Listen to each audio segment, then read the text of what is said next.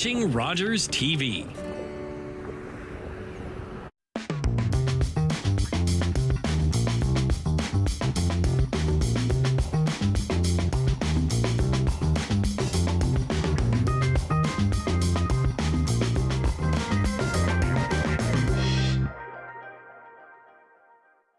Good evening and welcome back to Addressing the Issue. I'm your host, Andy Streisfeld. It's an exciting arc that we were doing. We did voter apathy and low voter turnout with Alex de Donville last week, and now we have our panel to talk about voter apathy and the media. So just recently, gentlemen, I was able to take a look at my old Intro to Political Science book, and it isolated, the key factors of voter apathy. Voter apathy by suppression, where the government tries to keep you away from voting. So people say, I'm not going to vote anymore. Voter suppression by education, where, well, I don't think I'm smart enough to vote, so then I'm not going to vote. And then everybody's juicy one, voter apathy in the media. And it goes on to talk about how, in certain cases, it's been alleged that headlines and stories that some media outlets put out choose to focus on increasing voter apathy. What are your thoughts? With us today, we have Dave Carroll, host of Brant Life, and Vincent Ball, reporter for the Brantford Expositor. So, which one of you wants to take a shot at this? Oh boy, can I, Vince? All right, so we want to talk about voter apathy and the media, and the media. Well, I'll tell you. My background is in broadcasting. I spent a lot of time in the community serving other people, and then also here on Rogers TV doing more of a community access thing. And so part of what we do on Brant Life is invite people of all stripes, between people who have a pet snake farm and people that are doing charity bike runs, but also local politicians to be able to come on and tell their story. And so for me, when I look broad stroke at voter apathy, honestly, I think it's a lack of storytelling. Storytelling is incredibly important, and guys like Vince do an incredible job of both reporting, but also trying to be able to paint a picture. But the more pictures that can be painted of who the people are who are running for office, the better, right? Because it's tough these days for people to be able to find avenues to be able to jump in and go, hey, I get who is running. I understand who this person is. I understand what this person is doing. I understand why this person is doing what they're doing. There are in the wide world of social media, and the internet is everywhere, seemingly it feels like there are less easy on-ramps for people to go, I understand what's actually happening, which is kind of strange, and maybe that's why we're doing this show, to take a look at why there are less on-ramps. Part of the reason might be, was there a single issue that really galvanized the whole population? Mm-hmm. That would be another option. If you look back historically in Brantford, for example, we had voter turnout of 47% back between 2010 and 2016. It was very, very high. And there was a lot of reasons for that. One of the reasons was the casino debate. I'm sure you remember the casino debate. Very, very well. It was like that. There was a yes side and a no side. Yep. And I remember still who was on what side all those years ago. Well, yeah, and it was really drew a lot of voters out. I'm not sure that we've had an issue like that in the last two elections here locally that galvanized the community to that extent. That's one. The other thing I think you got to look at is the changing population. I'd look back at past elections, and we had as many as 27,000 people voting 10, 15 years ago. This last election, we barely made it over 20,000. Why? Population's growing, number of people voting is shrinking. How is that? People aren't engaged for a lot of reasons, and I don't necessarily think it's necessarily the media. I think it's probably because the population is growing. People are coming in from out of town. They may not be all that familiar with issues, and they may not really care about a lot of the things that we in the media care about. Does anybody in Ward 1 really care about what's happening in Ward 5 or Ward 3? I'm not so sure that they do. All right, so Alex wrote in his paper, and he actually paid a compliment. He said that, if you go back to, let's say, 20 years ago when you were in the newsroom, there was a wide variety of different types of reporters. And I guess now you're you're downsized. There's limits to that. You can't report everything that you want to report. You can't report everything that needs to be reported.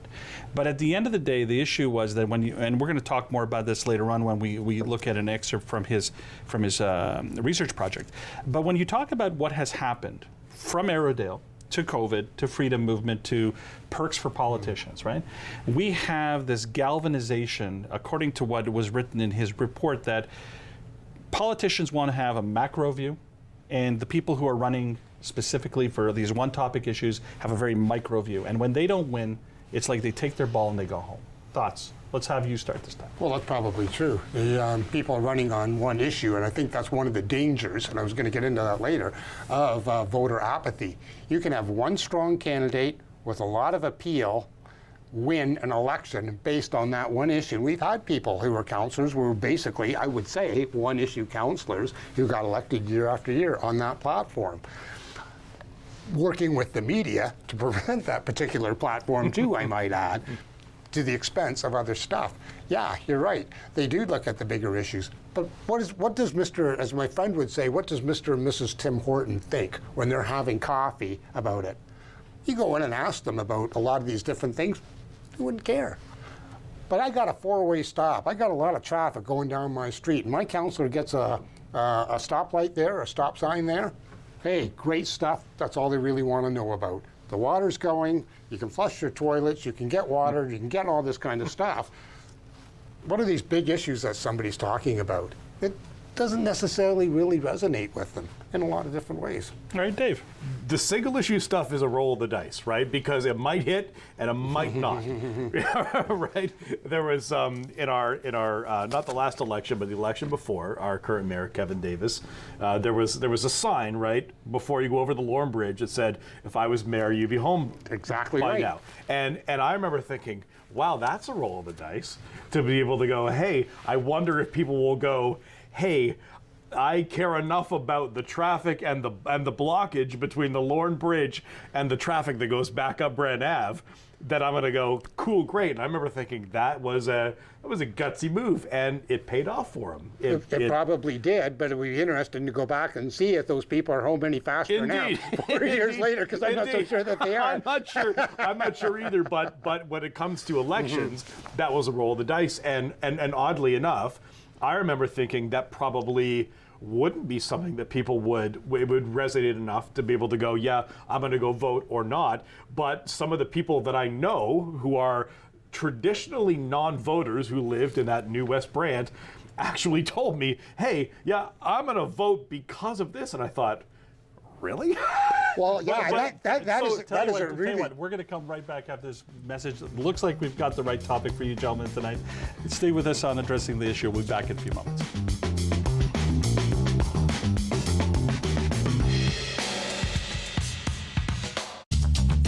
This program is brought to you by Ignite TV.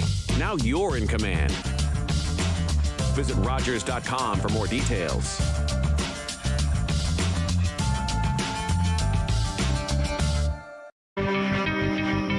The unsolved ones, we have to stand up and approach these cases in a way outside the box.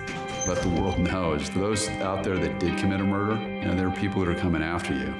There's just a lot of good people trying to do the right thing. Because it's something that you have to be passionate about.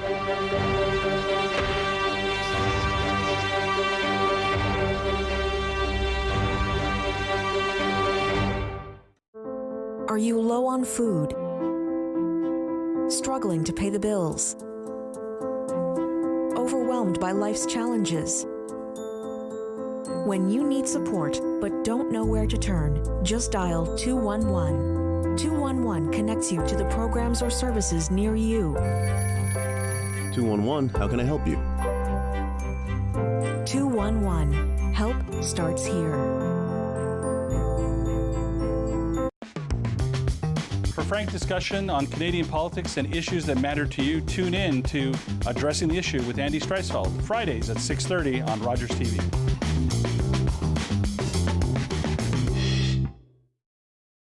Celebrate the richness of cultural diversity at the Guelph and District Multicultural Festival from June 9th to 11th at Riverside Park in Guelph.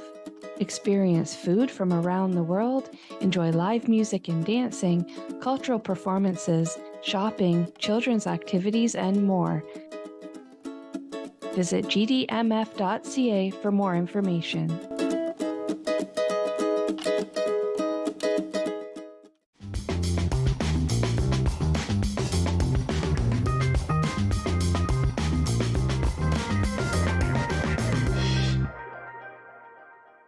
Welcome back to Addressing the Issue with us, Dave Carroll, Vincent Ball. Dave, you're animated. You're excited. Let's finish off that thought. You were talking about the traffic in Ward 1 and people saying that they would have voted that issue.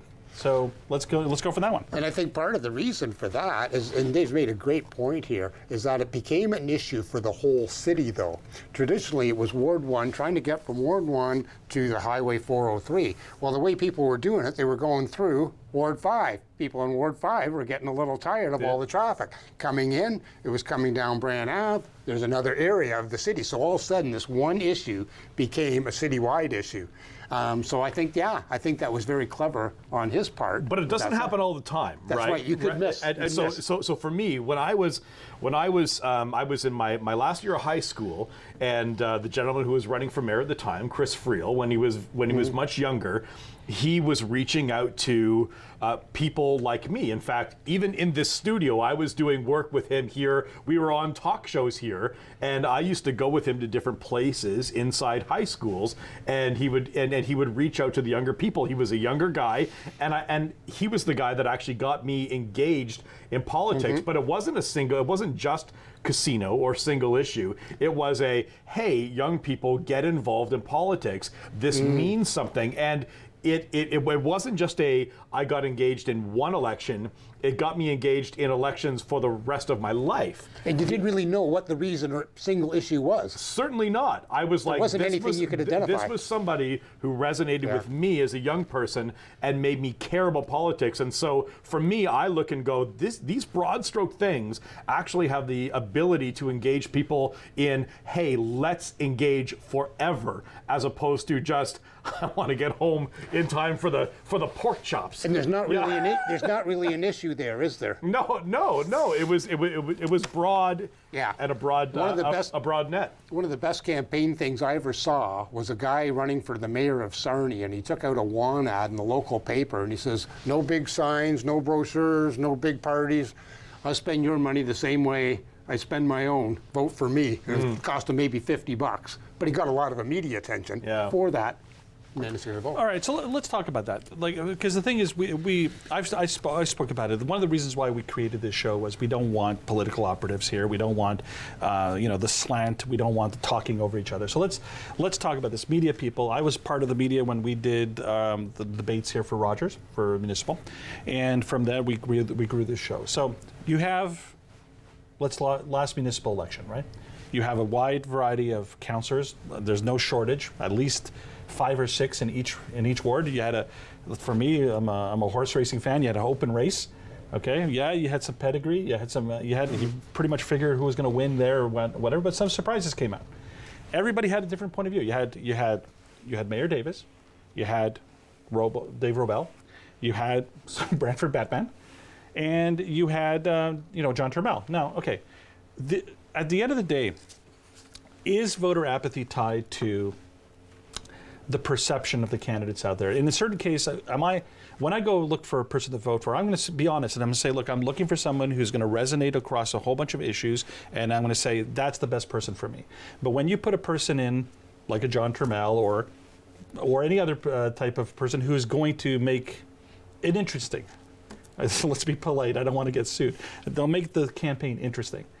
Do we actually lose value? So we'll start with you. Do you think that is actually, or is that I think it's inconsequential. Okay, it's inconsequential. So there is a extraordinarily small group of people that are going to feel anything one way or another about the very fringe candidates. I threw this out on Facebook because I knew I was going to be on this show tonight, and I said, hey, I'm going to be on a show talking about why there's voter apathy, and I had a number of people, and again, this is just non-substantiated stories, but I had, for example, one mother who is a little bit older and has kids and friends in their like late 20s, early 30s. And they said they don't know why they should vote. They don't know anybody who is running, and they don't know any of the issues or why they should even be involved. And so why would they even care? And so, and I'll say that I don't think that this is the this is the fault of our local media, because I know people go on and on about local media. The media is this, the media is that. The media is Vince, and Vince does an incredible job at telling stories. The media is me and some of my friends that are like, boy, we do what we can to be able to tell these stories. And so the issue is not our fringe candidates. The issue is finding ways to actually speak to the people in Brantford to be able to go, why should you care? Pitch something that people will care about. Make proposals, find ways to tell stories, open up your life a little bit to be able to go, oh yeah, I can see myself in you, and I care enough to be able to go, this matters. And so that's important. And I would say that your earlier point about former Mayor Friel about engaging people, when he first became mayor, it was a pretty tough time for the city, as I recall. And I can remember him going out and saying, do one thing for your community this year, just one thing. Either as volunteer at the food bank, or collect money for this, or do something for your community. And I think that's a very simple, easy way of resonating with your average person, right? Some people don't know what politics is. It may seem like something that's simple to people like us that are political wonks, but some people really don't get what governance and what politics actually is, and what the best part of it is, and we can get pretty jaded about it. I remember one of my favorite times was we had our editorial board at the Expositor, and we had the Liberal leadership federally, and John Manley came in to talk to us. So this is a great opportunity to sit there and talk to them about it, right?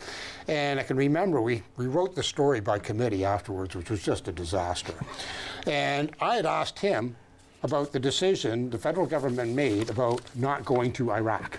I said, I want to hear what you have to say about that. And he said, well, we did the right decision, but we did a really bad job of explaining it to the people. And that was his statement. Well, I get, okay, that's not a bad statement, you know. And I get back, and somebody else had asked about federal gas tax transfer. And that was going to be the focus of the story. Well, you go into Tim Hortons and say, what do you think about the federal government's gas tax? They go, I think nothing about you have to explain it to them for 20 minutes. They might get it, and then they might come up with an opinion. But if you go into a coffee shop and said, damn it, we should be in Iraq, you're going to get a reaction. And people, well, hold on a second. So there's, sometimes I think in the media, we think we know what's important. Not necessarily true. Good. It doesn't resonate with Mr. and Mrs. Tim Hortons. Let's hold that for a second, because we're going to throw some gas on the fire. We're going to put some Tabasco on the meal. We're going to come back to addressing the issue in just a moment.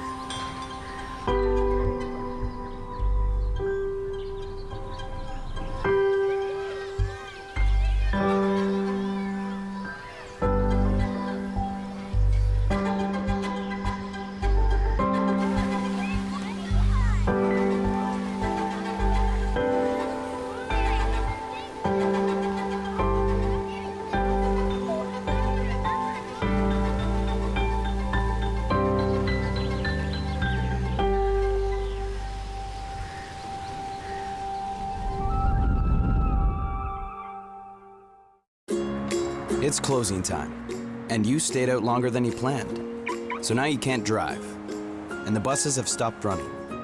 You could always call your girlfriend. Or maybe your roommate? What about your best friend? You could just dial 1-888-TAXI-GUY or use the Taxi Guy app. The call and the app are free. and they both connect you to a local cab company to bring you home safely. Visit arrivealive.org to find out more. Arrive Alive, drive sober. October 5th, 2014, my daughter was hit by a train. She was walking along the sides of the tracks, and it shattered her world. Paint like a pro with artist Lisa Braun. She offers a step-by-step tutorial that will have you creating a masterpiece from the comfort of your own home. On the Canvas, Sundays at 10 a.m. on Rogers TV.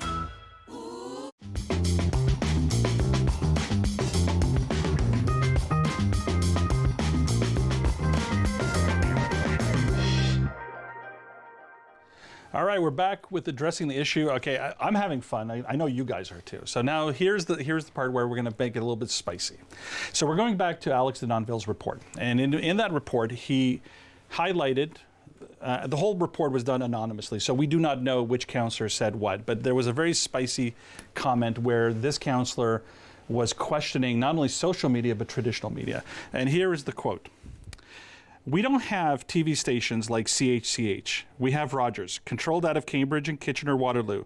We have very little influence on the number of hours we have for television, and television here and there are limited and not really good. The Expositor, Brantford Expositor, has very little content other than the immediate 2 or 3 pages, but no local editorial. And the AM station's not even allowed to say Brantford. Newspapers are struggling to stay alive. Reporters are struggling to keep their jobs. And that's what they care about. So our ability to communicate through the media is almost non-existent. So I don't even know. Is that a justifiable argument that is leading to apathy? Because people are not hearing the message either through the traditional means or through what this counselor felt was a lack of media representation. Let's have you go. I'd suggest they propose a great story for people to be inspired by. Instead of going, hey, we don't, go, what do we have? And then be a part of creating a solution to be able to allow people to engage in the process in a better way. They're not entirely wrong. Some of the different specific facts that they said are true. I mean, Vince and I have been involved in media for a long time and in different ways, but there are still avenues for people to be able to come and tell their story. And frankly, there are an infinite number of ways for politicians to be able to tell their story in better ways than there used to be. In fact, when people come to me and say, hey, there are no media avenues, I want to be involved in media these days. Hey, how do I get into radio? I've been involved in radio, TV, a bunch of different medias. I say, well, guess what? Be creative. You have ways to be creative that I didn't have when I was going through journalism school and broadcast school. You can go and be creative. And so guess what? If people feel like there are no ways to be able to tell their story, that's because people aren't being creative enough. There are ways to be able to do it, and the people that are doing it in some of these traditional ways are incredible people. Some of the people that I know inside of our local traditional media are some of the best people that I know that exist in this community and go and put their whole life into doing it. And so I don't have a lot of time a day for criticism about our media in Brantford. All right, Vincent Ball. Well, factually, there's no argument that there's fewer reporters around, and that's just the way it is. And the business and the industry has changed a great deal. But having said that, readership of the Expositor online is exceptionally high. It's true. It is exceptionally high. Yeah. And if there's a story that resonates with people, they read it. I can tell you that when I was covering Brantford City Council, one of the best stories I ever did was about, maybe 3 or 4 paragraphs long. You know what it was? It was all about the new stoplights that they were putting in across the street from Giant Tiger on King George Road. People love stoplights. Yeah, why? Because everybody said, oh my God, they're doing that, or finally they're doing that kind of thing. I don't know. I don't have a whole lot of time for that criticism because, I mean, all you have to do is call. You got a story, call. Yeah. Now, the story that they might want to tell versus us asking questions about the story that they want to tell, you'd be surprised at how gun-shy they get pretty quickly after that. As soon as you start asking a few questions about, well, why is that important? What's going on here? Yeah. Why are you coming to me with this? Tell an actually good story. Tell the story. Yeah. So You know, and we're there. I mean, I don't know of anybody else who covers city council, and I can remember a time when, you know, sitting at the city council chamber, there'd be one reporter, me, or from the Expositor, there'd be another one from the Brant News, or another one from CKPC, and Rogers would be taping it. Yeah. Right? So yeah, you do that. That probably doesn't happen anymore. Yeah. Right? You have maybe one reporter there, and there's a lot of stuff that gets covered on a daily basis. And who ever heard of a politician not being heard? Like, how is that possible? All right, so let me put the fire extinguisher to this little brush fire. Let's bring it back to the whole concept of where we were. So this whole episode ties up the concept of low voter turnout and voter apathy. Whatever role media plays. So with whatever time we have left, we'll start with you, Vincent. I know you are a member of the Fifth Estate, that's fine, but what can you tell the viewership that is going to be beneficial for us to try to turn this trend backwards? So what do we need to do in the media to help the viewer, the reader, whatever media they do, either social or traditional, what do we need to do in order to get them to turn back time and go back to being that proud legacy of that, at least whatever Canadians did, they always went out to vote? Okay, well, be engaged in your community on a lot of different levels, not just through necessarily the media, but you know, through our neighborhood associations. There's a way to get involved. I think also you may want to think about, you know, the impact of the pandemic on people too. We haven't really talked about that, but I think, you know, I got a friend who always says, take care of your own house. And maybe that's what people were doing. They were taking care of their own house, and they're not really worried about any other kind of issues out there. People are busy right now. You know, you've got, you're teaching your kids at home through the pandemic, you're doing all this kind of stuff. I would say, look, the pandemic's behind us now, we're moving forward, get re-engaged in your community on a lot of different levels.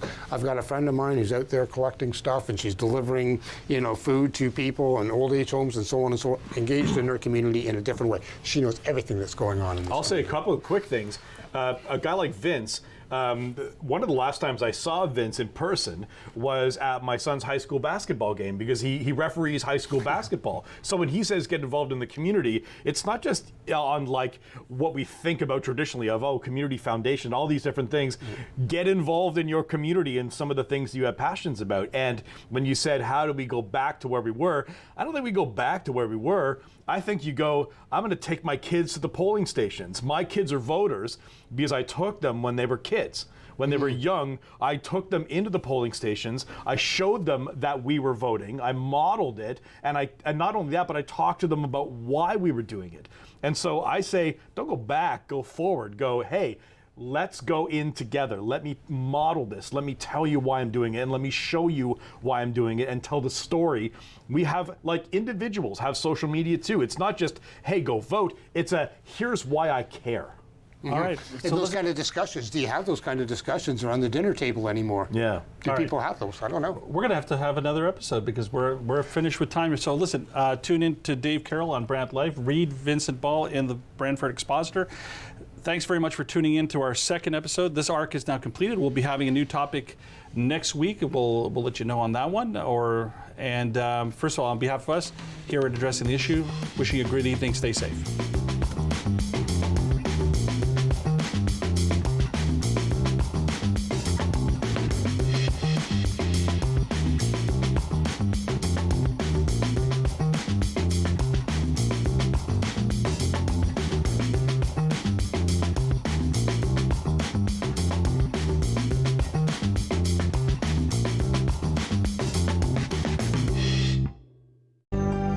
Call the Rogers TV viewer response line, email us, or connect with us on social media.